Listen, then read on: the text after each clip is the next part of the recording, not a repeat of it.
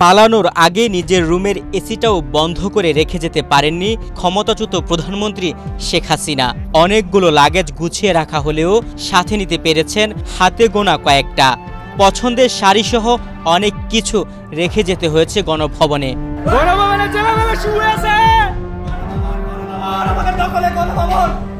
গত বছরের ৫ আগস্ট গণ অভ্যুত্থানে শেখ হাসিনার পতনের পর সবার আগে গণভবনে ঢুকেছিলেন খালেদ সাইফুল্লাহ নাঈম।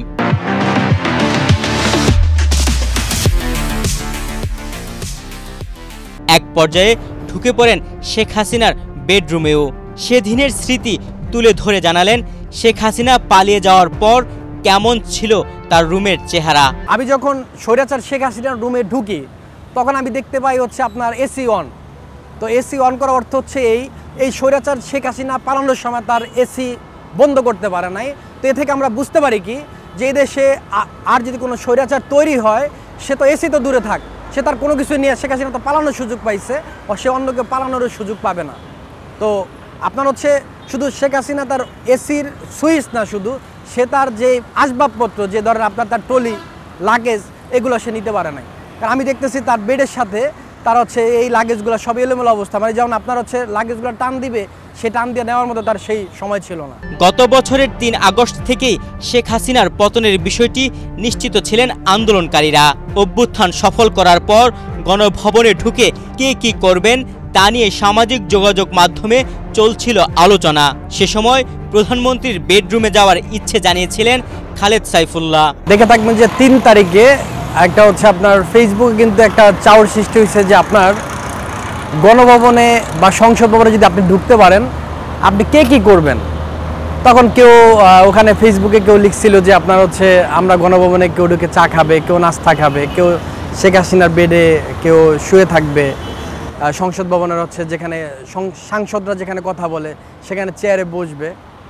তো ওই থেকে আমার ইচ্ছা হচ্ছে ধরেন আপনার আমি শেখ হাসিনার রুমটায় যাব, কারণ যেই স্বৈরাচার সরকার আপনার হচ্ছে দীর্ঘ ১৬ বছর এদেশের মানুষকে জুলুম করছে, তার ওই রুমটা দেখবো যে আসলে কোন রুমে থেকে সে এই সব আপনার মানে ধ্বংসযজ্ঞ চালাইছে। খালেদ সাইফুল্লাহ নাঈম আন্দোলনের শুরু থেকে মিরপুর এলাকায় সক্রিয় ছিলেন। নিজ চোখে দেখেছেন জুলাই মাস জুড়ে আওয়ামী লীগের নৃশংসতা।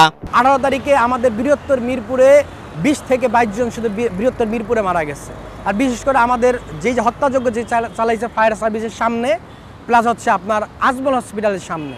কারণ পুলিশ গুলি করে 2 জায়গা থেকে, একটা হচ্ছে স্টেডিয়ামের ৪ নম্বর গেট থেকে, আবার হচ্ছে আপনার হচ্ছে ওই ৪ নম্বর থেকে যে যখন করে তখন আহত হয়ে হচ্ছে আপনার গোল চত্বরের লোকজন। আর আমরা ছিলাম আজমলের সাইডে হচ্ছে এইভাবে আর কি আপনার আন্দোলন শুরু হয়, বাট প্রচুর হতাহত ওই সময় হয়।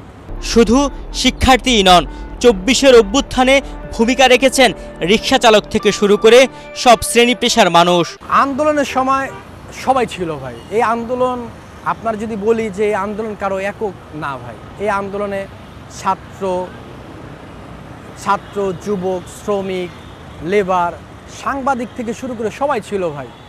কারণ আমার মনে আছে, আমি নামটা বলতেছি না, এক সাংবাদিক ভাই আসছে, সে এসে আমাদের সাথে একটা ছেলে আমরা বিক্রি করতেছে, তা আমরা বিক্রি করতেছে, ওরা আমরাটা বললো কত টাকা, তো বললো যে ১৫০০ টাকা। সে এই আমরা সব বললো যে আপনারা সব ডিস্ট্রিবিউট করে নেন।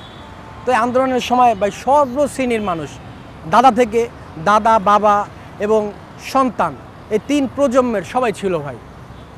তো এটা হচ্ছে ভাই কোনো একক কিছু না ভাই, এটা সবাই, এবং শুধু অন্ধ আওয়ামী ভক্ত ব্যতীত প্রত্যেকটা মানুষ এই আন্দোলনে ছিল। তুহিন ভুইয়া, বাংলাদেশ প্রতিদিন।